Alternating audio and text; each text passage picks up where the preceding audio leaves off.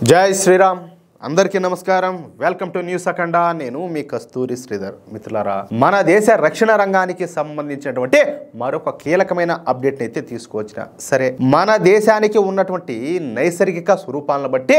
మనకు కొన్ని రకాల ఆయుధాలు అత్యవసరం అన్నమాట అంటే మనము ఉగ్రవాద దేశమైనటువంటి పాకిస్తాను దాని పిల్లైనటువంటి బంగ్లాదేశ్ అదేవిధంగా జిత్తుల మారే నక్కైనటువంటి చైనాలతో ఈ భూ సరిహద్దులను అయితే కలిసి పంచుకుంటున్నాం అంటే మన కర్మగాలి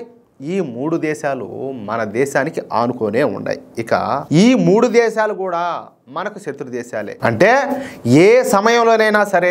మనకు వీళ్ళతో యుద్ధం చేయాల్సి వచ్చే అవసరం ఖచ్చితంగా ఏర్పడుతుంది ఇలాంటి సమయంలో యుద్ధం గనక జరిగితే మనకు ప్రధానంగా 4 రకాల ఆయుధాలు అవసరమవుతాయి అన్నమాట అవి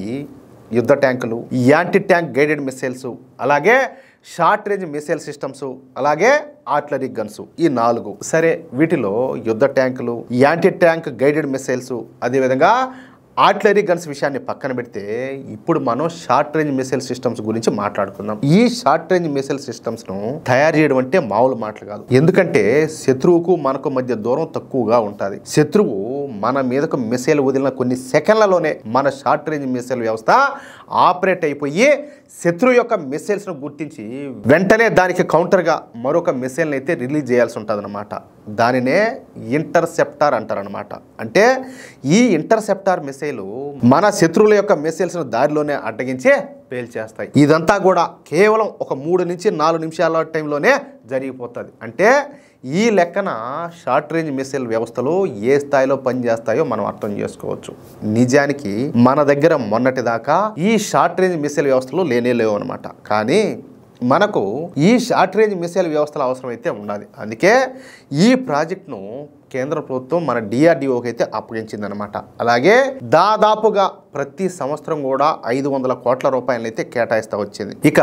ఈ ప్రాజెక్టుకు కావాల్సినటువంటి సకల సౌకర్యాలను మన మోడీ ప్రభుత్వం అయితే కల్పించింది నిజానికి ఈ ప్రాజెక్టును 2007లో మన ఆర్మీ అధికారులు రూపొందించారు కానీ అప్పటి కాంగ్రెస్ ప్రభుత్వం పెద్దగా ఈ విషయాన్ని పట్టించుకోవాలా వాళ్ళు ఎందుకు పట్టించుకుంటారు వాళ్ళు ఎంతసేపు స్కాములు చేయను ఆ డబ్బులు లూటీ చేయను దేశాన్ని మింగబెట్టే సరిపోయా వాళ్ళు ఇవన్నీ దేశానికి ఉపయోగపడే వాళ్ళు ఎందుకు చేస్తారు కానీ మోడీ ప్రభుత్వం వచ్చిన మొదటి సంవత్సరంలోనే అంటే 2014లోనే ఈ ప్రాజెక్టుకు నిధులైతే కేటాయించారు అంతే ఇక మన డిఆర్డిఓ శాస్త్రవేత్తలు ఉత్సాహంగా పనిచేయడం మొదలుపెట్టారు ఫైనల్గా 2023 నాటికి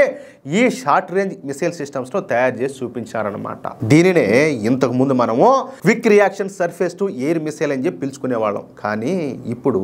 ఈ మిసైల్ వ్యవస్థకు కేంద్ర ప్రభుత్వం అనంత శస్త్ర క్షిపణి వ్యవస్థ అని చెప్పేసి నామకరణం చేసింది ఇప్పుడు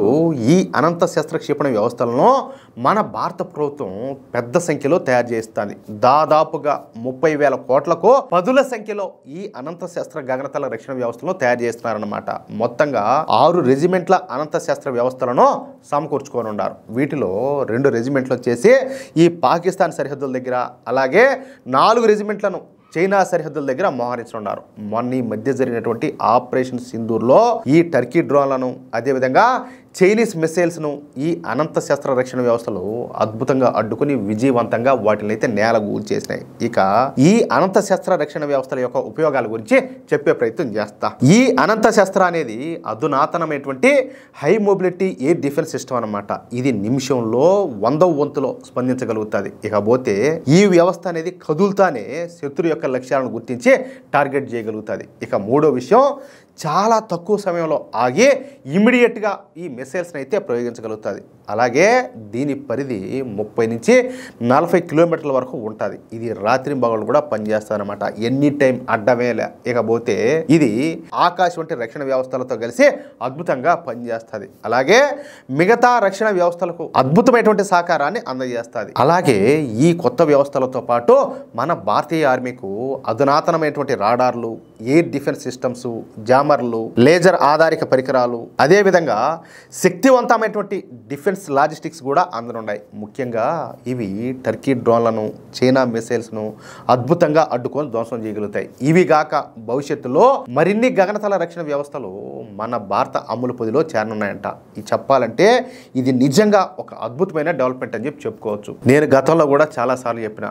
మన దేశ రక్షణ వ్యవస్థలను నరేంద్ర మోడీ గారు అద్భుతంగా తీర్చిదిద్దుతున్నారు. మన దేశానికి ఒక ఉక్కు కవచాన్ని ఆయన ఏర్పాటు చేస్తారని చెప్పేసి గతంలో కొన్ని వందల సార్లు చెప్పిన అది విషయం అయితే అంటే ప్రపంచ దేశాలతో ఏ మాత్రం కూడా తీసిపోకుండా మన దేశాన్ని ఒక శక్తివంతమైనటువంటి దేశంగా తయారు చేస్తున్నారు. అది విషయం. నిజంగా ప్రతి ఒక్క భారతీయుడు కూడా మోడీ ప్రభుత్వానికి రుణపడి ఉండాలి. అది విషయం అయితే. మిత్రులారా, ఈ న్యూస్ కనుక మీకు నచ్చినట్లయితే ఖచ్చితంగా ఈ న్యూస్ నలుగురికి షేర్ చేయండి. అలాగే ప్రతి ఒక్కరు కూడా మీ యొక్క అమూల్యమైనటువంటి అభిప్రాయాలను కామెంట్ రూపంలో తెలియజేయండి. అలాగే ఇంతవరకు మీరు కనుక మన ఛానల్ను సబ్స్క్రైబ్ చేసుకున్నట్లయితే ప్రతి ఒక్కరు కూడా మన ఛానల్ను సబ్స్క్రైబ్ చేసుకోండి, సపోర్ట్ చేయండి ప్లీజ్. జై శ్రీరామ్, జై హింద్.